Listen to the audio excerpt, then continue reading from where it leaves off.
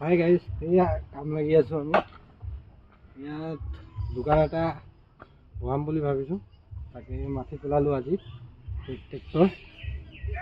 এয়া সমান কৰি আছোঁ, কি কৰিম উপায় নাই, কামটো কৰিব লাগিব ন। দেখা ভালকৈ দেখা, এখন হাতত কোৰ মাৰিবলগীয়া হৈ গৈছে আৰু। আপোনালোকে ভিডিঅ'খিনিত চাব, ছাপোৰ্ট কৰিব, লাইক কমেণ্ট দিব দেই